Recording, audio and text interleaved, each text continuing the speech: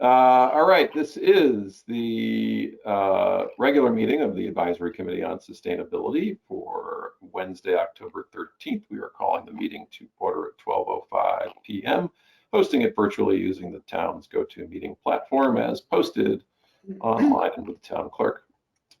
First item on the agenda is to approve the past minutes from September. I read them. I didn't have any comments. Did anybody else have any comments?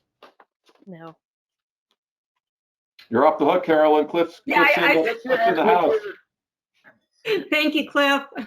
Yeah, I did have a few comments, which I already forwarded to Cliff, and he's already incorporated them into the minutes, so they're great. So was that a motion?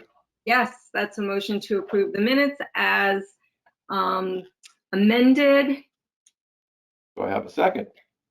I'll second. I have seconds. Any further discussion on the motion? All those in favor say aye.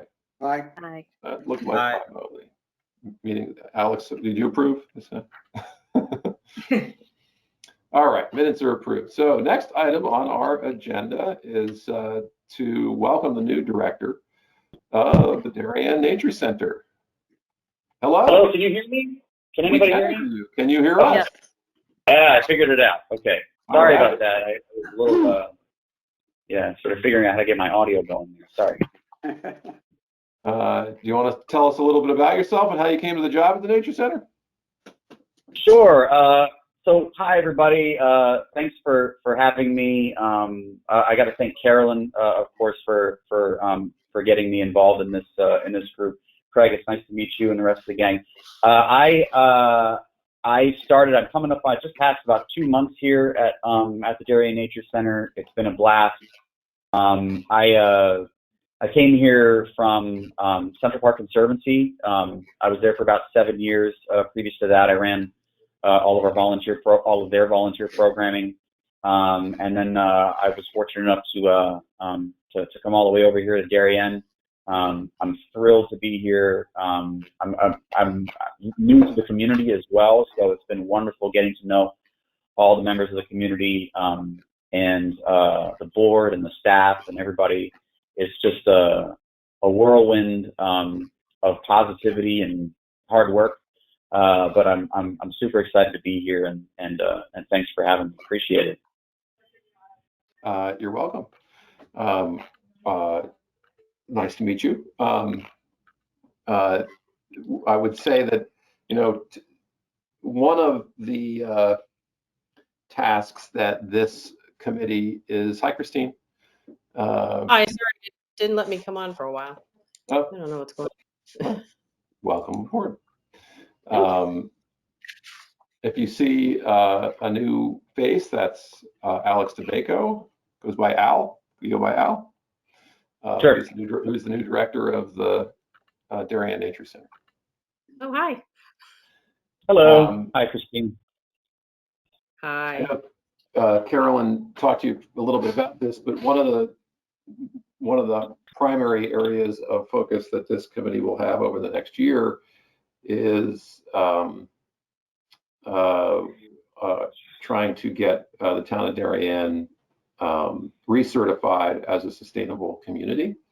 The process we went through about 3 years ago with a group, with an organization called Sustainable CT, which exists to do what they can to encourage local communities to become more sustainable across a broad spectrum of 11 different categories, from inclusive and equitable community impacts to well-stewarded land and natural resources to energy efficiency, et cetera, et cetera. Sorry, 12 different categories now. And they do this a little bit of game theory by creating a certification system where towns can become, Jamie. Hello. Hi, everybody. Have you met Al, the new director of the Darian Nature Center? I have. There you go. How you doing, Al? Hi, Jamie. Thank you for joining us. As I was explaining, one of our primary areas of focus over the next year is the Sustainable CT recertification. I was explaining Sustainable CT is organizations set up to encourage local municipalities to become more sustainable. And they do this by applying a little bit of game theory and allowing municipalities to accumulate points for bronze level, silver level certification, and assigning points to different areas of focus and accomplishment. So we went through this proper process 3 years ago, achieved bronze level certification. We're very proud of it, but now that 3 years has run out, and so if we want to continue being recognized as a sustainable community with high certification, we need to get our act together and start, one, documenting the things the community is already doing to be more sustainable, and two, find ways to do more. And one of the things we like to do is reach out to like organizations and other passionate advocates, because especially this time, it's not a process that this small group of volunteers can handle on their own. And so where other entities might be doing things anyway, it'd be good to have them kind of look at the Sustainable CT process for doing that thing. And if it's a matter of documentation or if it's a matter of tweaking one or two things that they're already doing, having support from many community partners, I think, will make this next round a success. And so that's the selfish reason we wanted to come and say hi to you, Al, to see if any of the programming that the Nature Center will be doing or has been doing aligns with Sustainable CT actions, as they call them. And what I try to do with all the members of this committee and anybody else I talked to, I had a wonderful conversation a few months ago with Pam Gary, the Director of Parks and Rec, showing her the Sustainable CT website so she could use it herself as a resource to come up with ideas for how they do things, is literally just show you the website.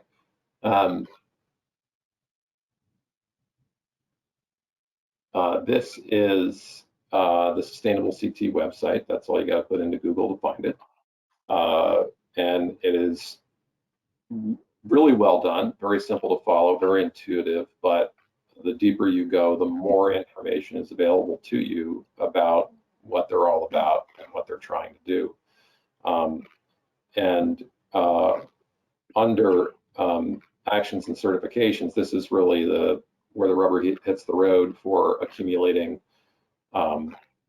points towards a recertification. You can see these 12 different categories. 13 is kind of the wild card. You did something different and you wanted to get points for it. And areas that I think align potentially with the Nature Center are, again, the two I had mentioned: well-stewarded land and natural resources, provide watershed education is one item in there. There's also vibrant and creative cultural ecosystems. I'm trying to remember. I don't know, Carolyn, if you would look through this as to things that might align with Nature Center. Certainly, education, having and the pollinator pathway, of course, enhancing the pollinator pathway, which the Nature Center co-sponsors. Yeah, we would have to sort of go through each one and see and sort of compare to some of the things that the Nature Center is currently doing and see if they align, and if not exactly, somewhat, and then maybe we can kind of change programming a little bit to make it fit so that we can get points on the application. Yep. So I can send, well, actually this particular, the Cliff Notes, which I had attached in PDF form to the invite that you got, has all the one-liners of areas of focus that we kind of decided we might be able to go after. But when you get to the Sustainable CT website, so for instance, enhanced pollinator pathways, you can go in there and it gives you the very specifics about what they're looking for in this to develop points for this particular action item. And so you can go into, well, what does that mean? What do I need to do? Am I already doing it? Can I do 2 more things and help the town get 20 points? You know, that sort of thing. So that's the quick overview. Hey Ed, how you doing? Doing good, Craig. Sorry I'm a little late.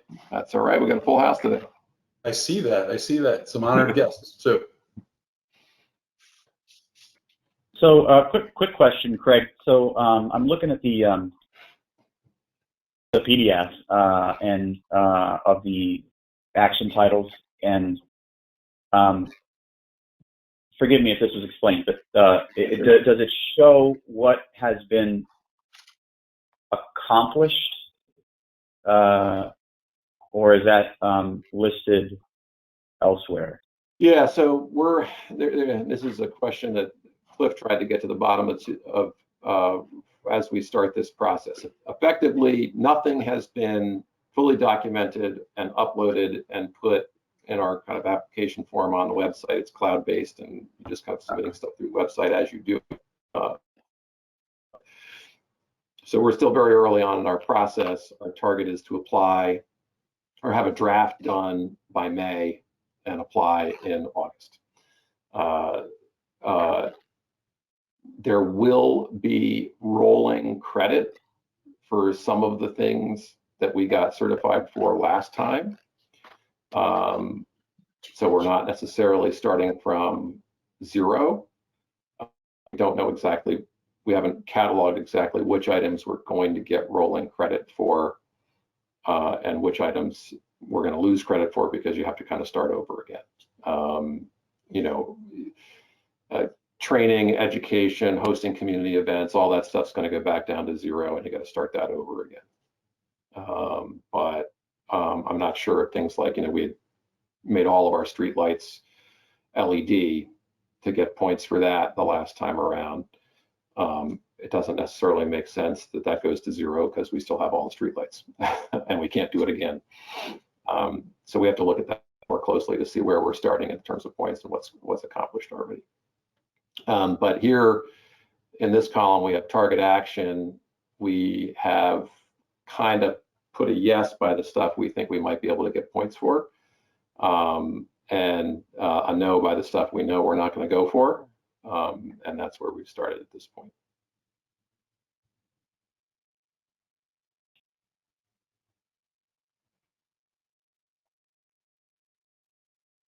That's a long answer.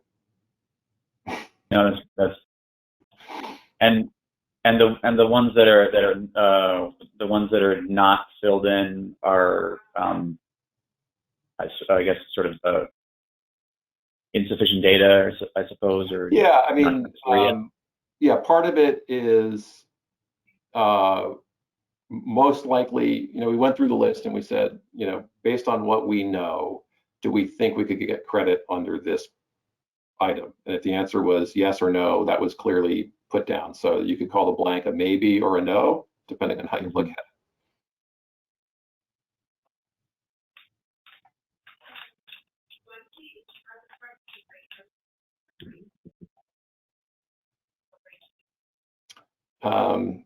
So that's the quick primer. So hopefully you'll be able to kind of take a look at that and we can work together if something makes sense. Now, have you settled your feet there well enough to understand what your focuses are going to be in the near term for the Darian Nature Center? Anything you want to share while you're here? Well, we are, Carolyn can attest to this, we are in full fireside fundraising mode. We have our big fireside party this coming Saturday. So if I were able to turn the camera around and focus it out into the nature center, you'd see a lot of people running back and forth. It's just it's busy. We've got a big party coming up. We're super excited about it. It's sold out and then some. So that's an immediate priority right now. And then we're focused on, I'm just sort of trying to get up to speed on end of year appeals and budgeting and so forth, some of these sort of high altitude approaches that it's basically, I've been here 2 months, and as you can probably imagine, it's been a whirlwind of education and sort of just taking it all in and trying to catch up with everybody. This is a very well-oiled machine, again, as Carolyn can attest to. So there's no reinventing of the wheel over here. This is a wonderful place, and I'm super excited to be here. If any of you are, I'm sure, familiar with the Darian Nature Center, it's been around for quite a while, and a lot of families have passed through here over the years. So I'm just taking it all in. Busy. Well, again, welcome. Thanks. With that, I guess we're going to move on with the rest of our agenda. You're welcome to hang out or go work on all the things you got to work on. Thanks, everybody. I'll see you in a bit. Thanks for having me. I appreciate it. Carolyn, we'll talk soon. Sure. Bye, Al. Take care. Bye, all. Hey, Craig, would you mind if I would just take a minute, Please. butt into your agenda for a second? I wanted to join you all today to see you in person and to thank you for the incredible work that this committee has done. I think that the Sustainability Committee is one of the things that I've been most proud of in my tenure as first selectman. Where it began, and there's a number of people on this call that were there from the very beginning, and all the things that you have so willingly undertaken over the years. I think this committee is a really bright spot and represents, a good glimpse into the future of Darian. So I just wanted to thank you personally for all you've done. Keep up the great work. I can't wait to see us achieve our next milestone with Sustainable CT. And I wish you all the very best in the coming years. Thank you very much, Jamie. We really appreciate it. I really appreciate it. And it's been great to have your support and what we've been trying to do. Absolutely. Go get them. You'll be missed, Jamie. Thank you. Yes, definitely. All right. Have a good meeting, everybody. Thanks, Bye-bye. Jamie. Thank you. All right. Any other communications with like organizations we need to run over?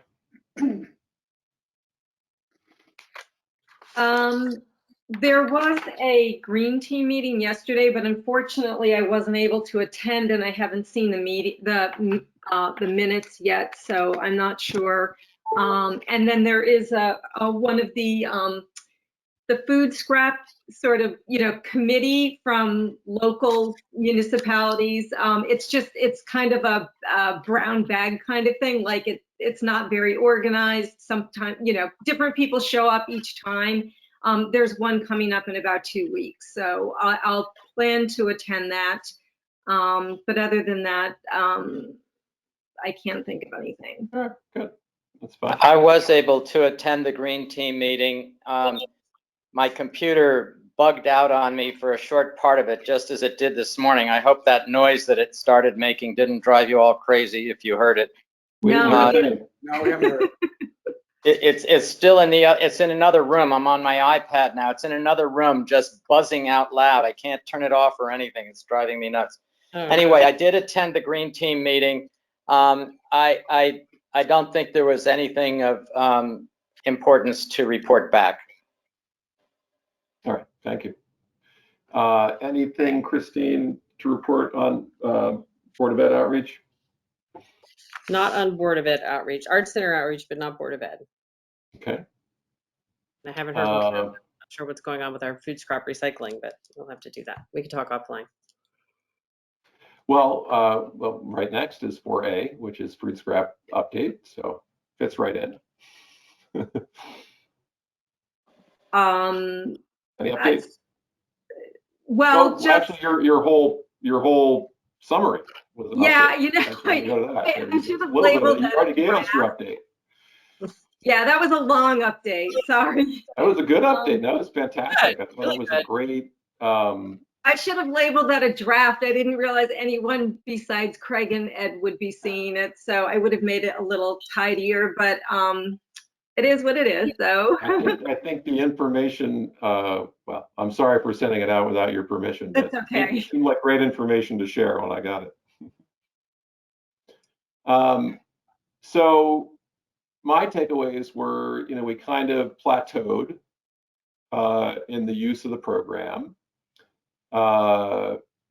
where it actually costs us a little bit of money each year to run. Still a good program to have and a good offer for our residents. But then the quick question is, well, how can we encourage greater participation? And you have outlined a number of things, from more events, more advertising, making it easier to get the kits and the bags, more publicity. But I think there's, I still think we're stuck at the penetration of, there's so many haulers in town, right? And Yeah. there are so many people that use private haulers in town Yeah, that just aren't coming to the recycling center with any frequency where they would want to participate in the program. yeah, I thought, like, in Greenwich, they have a similar, their situation is similar to ours. One of the things that helped sort of encourage a little bit more participation was they set up a satellite collection site at a farmer's market. But I thought, well, would that really encourage more people to do it? It might encourage a few people who, go to the farmer's market or go over to Goodwives or wherever we decide to set it up. But then I was thinking that, part of Greenwich's issue was that their recycling center is on the extreme west side of town. And that's a much bigger town geographically. Yeah. We don't have that situation. Our recycling center is very conveniently located. So it's right next to Whole Foods and BMW. So, it really couldn't be more convenient. So I don't know if setting up another. I think that's more advertising, because you'd have to do it with consistency. People would have to rely on it, right, to start to think that they could use exactly. it. Like in Greenwich, for example, it's, I think, only 2 or 3 hours during the farmer's market, 1 day a week. So people have to plan for that. It's not like they can just do it whenever. So I don't know. I don't know if that would be an incentive or not, but clearly people being able to put it out their front door and have it picked up would be an incentive.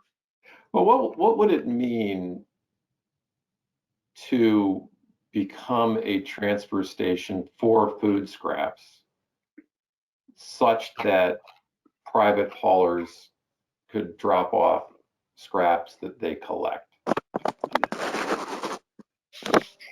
Decide to pay for the program where it gets picked up, and there's a market, the haulers pick it up and drop it at the transfer station, and then it gets taken to where it's supposed to get taken to. So is that technically feasible? I'm kind of looking at you, Ed. I don't know if you can tell I'm looking at you. Yeah, I was saying that's more of a question for Ed. It's absolutely feasible. It just comes down to, is with there being a market, is there a company out there that does it? And I know, Carolyn, you said that there was one company that was interested in doing it, but every time we talk about it, it never seems to go anywhere. My problem is, if you create a market for it, how do the haulers get paid for it? Is it something that the homeowners pay to have it taken away? And I just provide a place for it to be dumped and picked up? Is that the way it's going to go? Or, do they charge the residents, and I in turn get charged for the removal of the food scraps now, like we do? So to me, it's similar to MSW, right? So I would imagine a scenario where environmentally minded people would pay their hauler an extra $10 a month or $20 a month to take their food scraps away, and in a way that they didn't have to think about it and was done, and they didn't even have to touch it or smell it.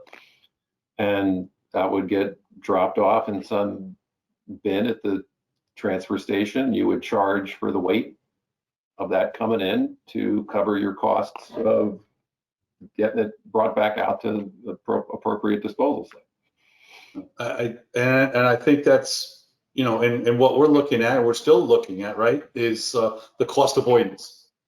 That's the number that's actually generating us or getting us close to a break even. The piece that I see that we don't have over there at the transfer station now, and with the hauler to take it away, is the ability to put maybe a larger container that he could actually, you know, drop a big one off, and that the haulers would dump into, and he would take a big one away. Right now he can only handle up a 64-gallon tote, and that's not, I don't believe that's something that It would be too small for. Yeah, you need to start having, you know, We have to have him a come. dumpster or something, you know. We have to have something that's going to be, hey, the haulers on the street are picking up and they're using a 64-gallon tote, and they drop it off at the transfer station, they grab another one, they go on their way, and now I have the 64, and it can dump into the composting guy's truck. That's the translation I need to see. So I think, you know, I think this is an important conversation to have, and nothing is going to change, I think, unless we make change. There's definitely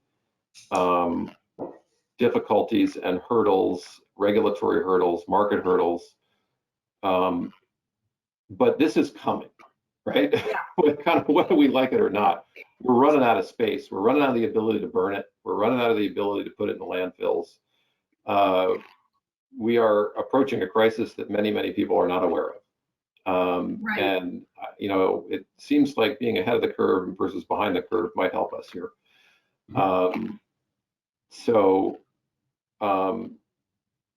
Yeah, anyway, yes. You know, so what's the program?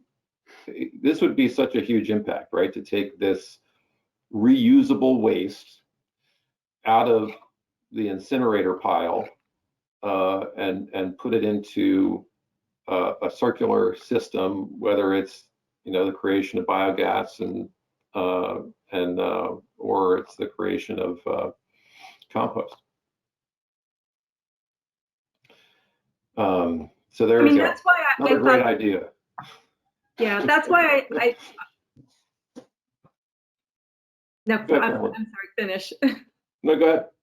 I was just going to say, that's why I was thinking when I heard about this grant, I thought that, you know, if you saw that it's in 2 stages. The first is you just kind of like express what your intended project is.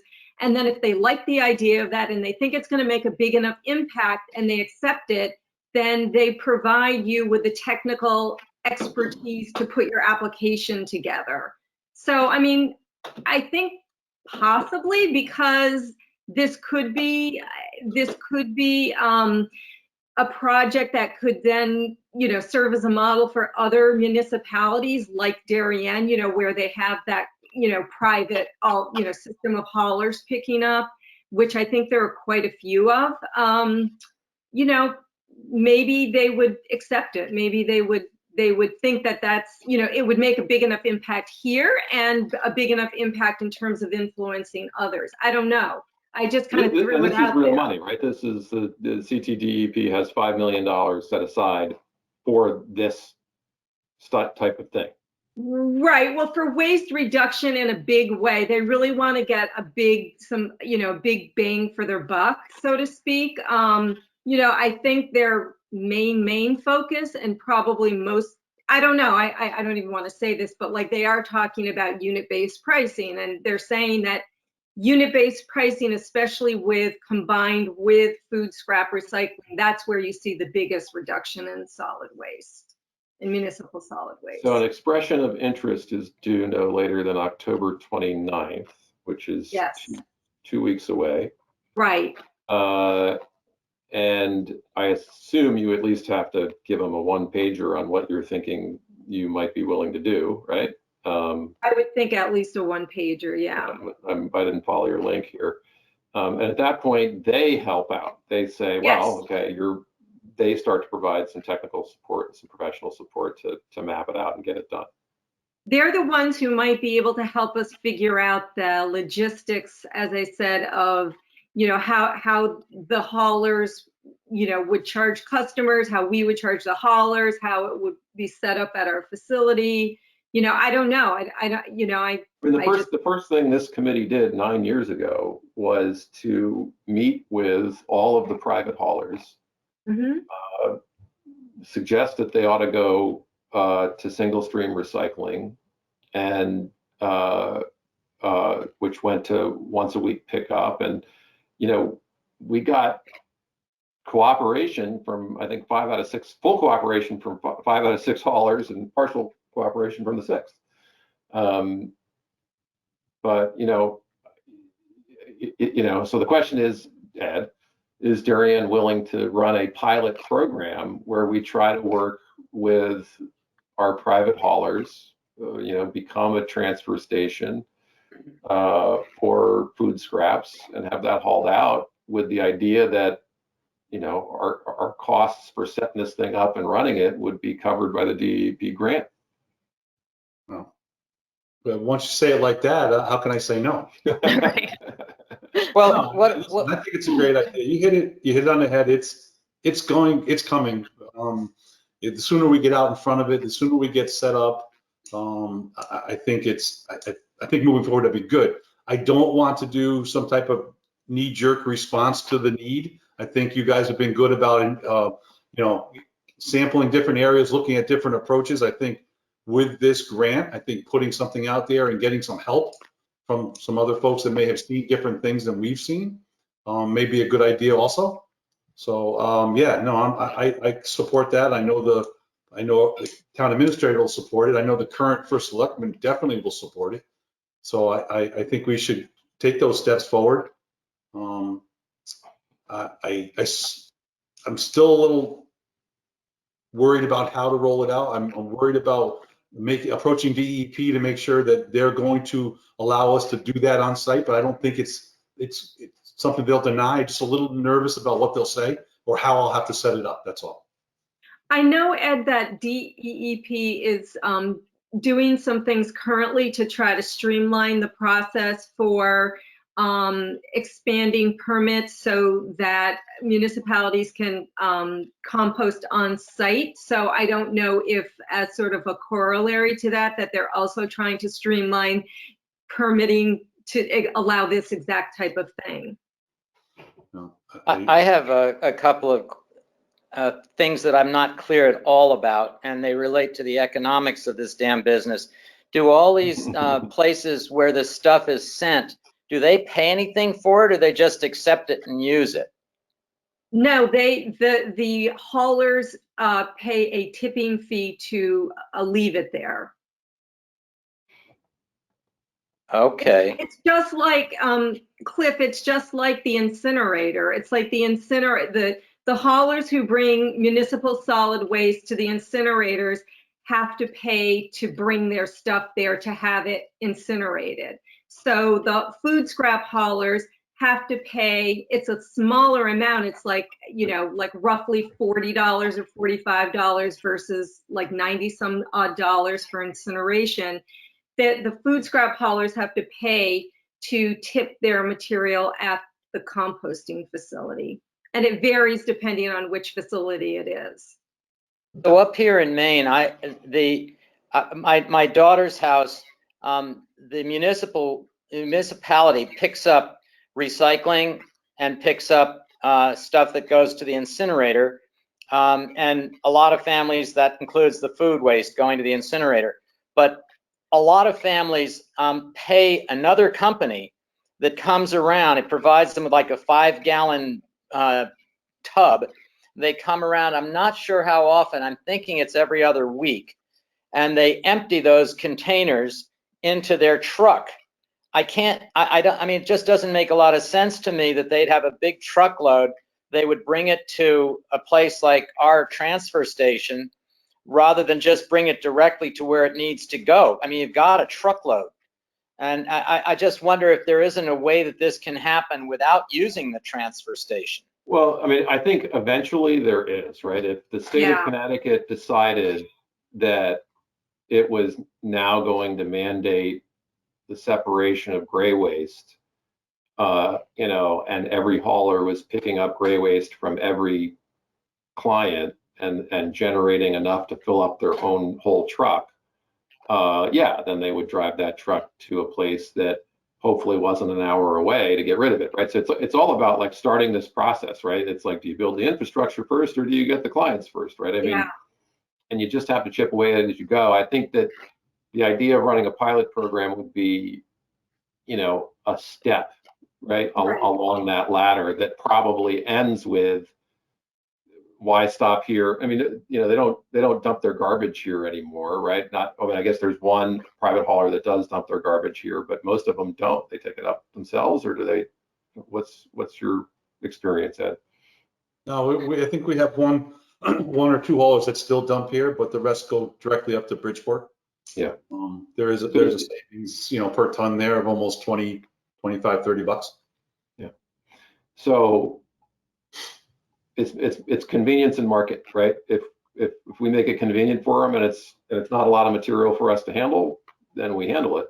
But if it gets big enough where there's a convenience and an incentive for them to do it themselves, they do it themselves.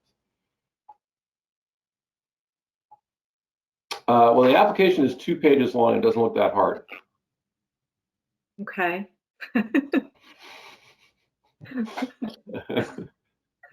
The first 3 questions, you know, could be answered in 5 minutes. So I guess Ed, Carolyn, you want to talk offline about whether Sure. at least, let's say we have an expression of interest, which is non-committal, gets us to have conversations with the DEP where we can understand what this might look like and what they might be willing to fund. And if it goes nowhere, it goes nowhere. If it goes somewhere, it goes somewhere. Right. I mean, I just, you know, with $5 million there, I just hate to leave it sitting on the table for other municipalities to, you know, to get it and not us. So this sounds like, again, we do have a plan, you know, we do have an idea, so. We have to remind ourselves that we have no power as an advisory committee. So that really this is a recommendation to the first selectman to allow us to submit this expression of interest. So I think we ought to take a vote so that we know that that's the will of the group. So does anybody want to make a motion? I'll make the motion. Okay. Christine seconds the motion. So we have a motion on the floor to submit an expression of interest to the CTDEP and their can't come up with a good title, SMM grant program to significantly reduce municipal solid waste disposal by supporting a scale up of food scrap diversion efforts. Any further discussion on that motion? All those in favor, say aye. Aye. I think that was unanimous. Did we make you nervous, Ed? Good. Life happens at the edge of discomfort. I mean, Ed, are you at all interested in also or instead pursuing, you know, like doing foods, you know, expanding our leaf composting program to allow for food scraps, or to, you know, because that's another option that more municipalities. Process it on site. Yeah. You know, that's another possibility that more municipalities are starting to do. And then, of course, there's what Stamford's doing, which I don't think this grant would be applicable, but you know, they have that machine, the eco-rich machine, where the food scraps are processed within 24 hours, you know, and then it's a couple of weeks or that they have to sort of cure. The grant that paid for that machine came elsewhere. I think it was from the EPA, but you know, I mean, there are other options. I mean, you know, continuing, you know, scaling up what our existing program isn't the only option. There are other things. It's just where you kind of see this going. I thought about the composting on site with the food waste. I would need to know a little bit more about it, but I think the first thing that came out of Darren's mouth was, what's it going to smell like? Because They now we're say going there's to have. no smell. They claim that if it's handled properly with, you know, aeration and, you know, I could get more information on that, but apparently it doesn't, you know, it doesn't smell. I mean, so we are unique in that we are windrowing our own leaf compost now. So we are occupying that space and doing that work now. And I would imagine that can tolerate a certain percentage of food waste organics without at all impacting what we're doing. And that gets rid of the $8,000 worth of cost we have with the program right now and puts it into a little more effort on the side of the folks that are doing the. Yeah, like we would need, but I don't know how the leaves are turned, if they're done with a big machine or not, but you have to apparently, like this big machine that can come in and it turns things. And I mean, there's different ways that it's done. But wouldn't we have to change what we collect too? Because we couldn't do all the meat and the animal products like that. So in Mansfield, they do allow small amounts of meat and oils and things like that. The only thing they do not allow are bones. But in the Stonington, New London, it's this I'm going to say it wrong, Skira, Ed, the Skira. It's a group of municipalities that work. They're in the same. It's that eastern part of the state, and they're part of this. I can't pronounce the acronym properly, but they allow everything. Theirs allows everything, but theirs is done. I believe it's a little bit more, as I was describing to Ed, where this machine comes in and it turns the piles, and you know, it's a little bit more tended to, I would say. I don't know all the details because I only listened in on one webinar where it was being discussed, but I could get more information on it. Well, so the hope is that we can increase the food scrap program, and perhaps we can have multiple areas of interest in this application form, you know, TBD as we go through the process. All right. We'll let Ed chew on all that. Thank you. May I just say that I totally agree that this is where the big impact is, but I still believe we could do a lot better with what we're already doing, with just doing a blitz for, I don't know, maybe a week of people who are already going to the this is the low-hanging fruit, if you ask me. People who are already going to the transfer station, meet them there, make sure they know about it. I mean, sadly, I've been away so much since those cards were prepared, but the few times I've been to the transfer station, I ask people, are you aware of it? They say no. I give them a card. Now, I don't know if that translates into people adopting the program, but if we make it clear that Connecticut's heading toward a crisis here, and that 30% of municipal solid waste is food scraps, you know, we might be, I think we have a chance of increasing, maybe even doubling what we're doing, and hitting the economics that we need. But it takes some manpower. It takes being there. That's exactly it, Clip. It takes people to be there to meet and talk to them, answer their questions, make them aware of the program if they're not currently aware of the program, you know, but it takes people. Yeah. So we hire a summer intern next year, you know, with grant money, you know, or whatever. I mean, there's got to be something, you know, this is yet another piece of it. Well, I mean, you've got Boy Scouts and Girl Scouts looking for programs. I mean, I know we don't want a lot of kids running around the transfer station. I'm not suggesting that for a minute. But I mean, if you had like 2 kids who are candidates for Eagle Scout or some such thing who stood in one place by the inside the building when people bring in what often contains food scraps and hand them these cards. I mean, if I were there, I definitely would put some hours into this.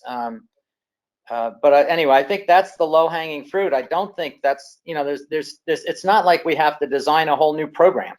It's not like we have to convince haulers. It's not like we have to work through the economics of it.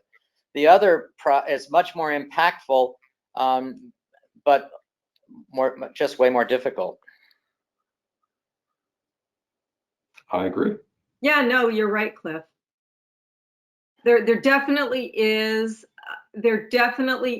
room for the program to grow within the people who are bringing their own trash to the recycling center who currently aren't doing the program. Okay. All right, we're eating up a lot of time here, folks, although I think that was a worthy discussion because it's actually kind of an exciting opportunity, right, in terms of things that we can actually do to make a difference. That would make a difference.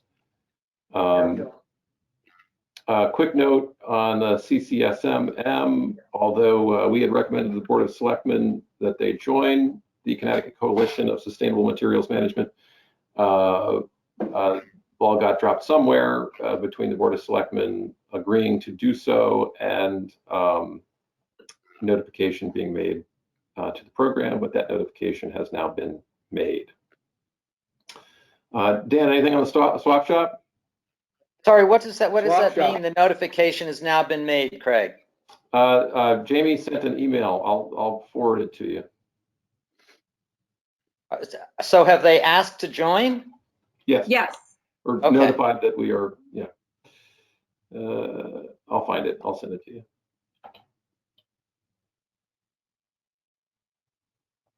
Got it right here.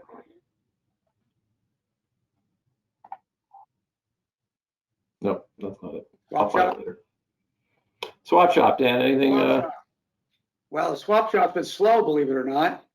I think the housing market is slowing down and, we're not getting the increased items that we had in the past 6 or 8 months. But there were a few personality clashes as, with a large organization, we'll get them. Lauren, call 151-1312, Lauren. They've been resolved, but, it reminds me of corporate life. No difference. Whenever you have a large group of people, you're going to have personality issues. Ed, have you heard anything or anything come across your desk? No, Dan, you're in good shape this week, this month. So we'll. In the past 2 months, I've handled 2, so we're okay. Okay. I was there about 2 weeks ago and dropped some things off, and I was wearing a vest because I was going to be going up to the transfer station up where the cardboard and everything is, and no one was wearing a vest. And I asked a lady, because it wasn't hot, and I asked the lady, why aren't people wearing them? And she said, oh, I don't know. And she went to her car and put hers on, but nobody was wearing them. Well, I don't know who it was, but when I'm there, they're wearing them, or they leave them at home or whatever. But if Ed, you take a look at the camera. I was there this morning, and they had their vests on. A lot of times in the morning. Was it in the morning? Yes, it was in the morning. Yeah, sometimes in the morning they forget to put them on. I have to come on over there and remind them, but they're in their cars. Well, but that to me says something, is like they don't want to wear them. I agree. I mean, it just seems to me that it's kind of important, and it's a part of the job. And I mean, I don't know. I know they're volunteers, and I'm sure it's not easy to get volunteers, but Not easy to get volunteers. I know. I'm sure that's true. But golly, if you're gonna, they sometimes are absent-minded, and as you get older, that happens. well, I'm plenty old enough, but I mean, if you volunteer to do something, you've got to do it. Hey, gentlemen, just to update you, I looked at the cameras. I spot 3 vests over there. Hey, Cliff, I hear you're a 9-1 manager. So, Sound like a 9-1er. Got to happen. They're on, they're wearing them. I can see them on the camera right now. So Okay, maybe good, just a short lapse clip that you happen to witness. That's all. good, good. All righty. Thank you, Dan. Well, we're running up on the hour, right? Which is why we decided we really needed a special meeting to talk about sustainable CT. So let's set up that special meeting, and I'll send the invite out sooner this time. And just a quick note, we are now bringing in another team from Texas for my weekly meetings for work, and they moved from 11:30 to 12 to 12 to 12:30 on Wednesday, so it's a Okay. little tricky for me unless we can do 12:30. Well, if we wanted to do something, yeah, we could do 12:30 on the 27th. Does that work for you? Sure. Okay. Everybody else feel pretty good with 12:30 on the 27th? Bear with me just a second. I can check here. I have, Craig, it's not, I don't have to go to this, but there is from 1 to 2 p.m. on Wednesday, the 27th, there is one of those EPR meetings, where the group is getting together, the Connecticut EPR group is getting together again to talk about the propane canisters, and also it's going to be packaging as well this time. So I was hoping to go to that, but I don't have to. But get an update on that would be nice. How about Monday the 25th? Question mark. Oh, you know what? They've blocked me for a whole day for a fiscal year start on Wednesday, October 27th. I'm sorry. All right. How about Monday the 25th then, at noon? Yeah. I will be totally fine. I'll be flying back from Virginia. Oh. Okay. Let's see here. I could do November 1st or November 3rd at noon. They both work for me. Yeah. The 1st is better for me, but I could do the 3rd as well. Yeah, 1st is better for me. Okay, sounds like November 1st at noon for a meeting focused on sustainable CT action items. And I will send you a calendar invite before the go-to meeting invite. Greg? Yes, sir. May I suggest we invite Chad to that meeting and Sure. and ask him to go through our first application with us and help us identify the things that we can get rolling credits for? That's That's perfect. a great idea, yeah. Do you Sounds want to good. do that, or do you want me to do that? I can do that. Okay. All right, that is November 1st. So now, here's a fun one. Item number 9 on the agenda. I got an email from Linda O'Leary, which was sent to all advisory committee chairs, asking for us to get back to her on who is willing to serve in 2022. What do we got? Pam's up. Dan's up. Carolyn's up. Yep. Christine's up. Yeah. Cliff, how you feeling? He's up. I don't know. My camera's We got a having thumbs up. funny. Oh, that's funny. All right. Pam, we see you. I got to get to Kathy. You do? For some reason, I can't see you guys though. Yeah, we But see yes, you. I'm up. Yeah, we see you. Okay. Now it's coming back again. I think my internet just went wonky for a second. Yeah. I don't think I'm up. Oh, no. Maybe, What? maybe I should have started first. And then I think you're mistaken, Craig. I think you're very much mistaken. We You can't.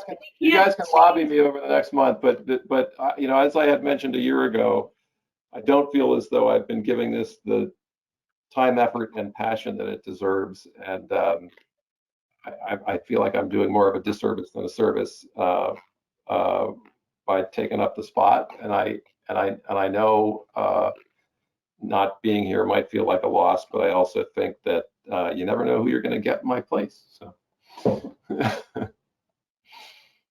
that's where I'm at right now. But I'm sure I'll get phone calls later. If you feel that way, oh my gosh, I can't even imagine. Yeah, I just don't know how this boat can operate without its rudder. Yeah, I don't know What either. about, Craig, just that one last continuity for the sustainable CP Hoorah. application? Yeah, That's yeah, why yeah, I exactly, stay. Next year's my last exactly. year. I've committed, so I'm staying. You know, you can't start this. Go get my action items. You can't start the application and then run away. You got to stick with it through the application. I know, that's how the rest of us are all roped in, because we're committed now. I am 4.2 and 3 or whatever. Like, I have to see it through.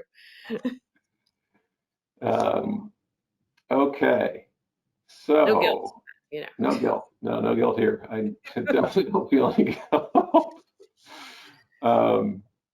So would your term end at the end of the year or after elections? Yeah, well, technically we're supposed to get, no, it would be our, the advisory committee serves at the behest of the first selectman, and we run a calendar year.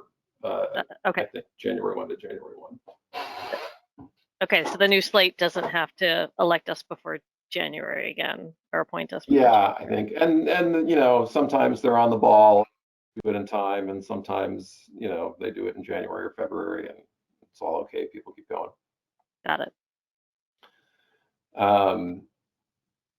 All right, anything else that we should have touched on that we didn't touch on or want What to could touch on we next do time? to change your mind, Craig? Like, is there something more that we could we shoulder more that would kind of, you know, and you could just kind of, you know. Well, look, I mean, there's a couple of things. I mean, there's a lot I have going on, and I volunteer in a lot of other ways. And I know. run a company that's incredibly busy. But you know, these things haven't stopped me before. I like to put my time in. It's going to sound bad. I like to put my time into things where real things can happen. Like, you know, you want me to do that, I'll help you do that, right? So I feel like if I'm not full in it, then you know, we're spinning our wheels a little bit. You know, the food scrap thing is exciting to me because if we could actually get to real change, that's exciting. Chasing these points right now, I don't know. I don't want to provide any negative feedback to the group, but I want to do real things, I guess is the Well, I do too. honest answer to that question. I feel Fair the same way. All right, any further thoughts before we adjourn? All right, thank you, folks. We will see you on November 1st, and I will send that email out sooner than later. All right, thank you. Right now. Thank you. Thank you. Bye. Bye-bye. Bye-bye. Bye.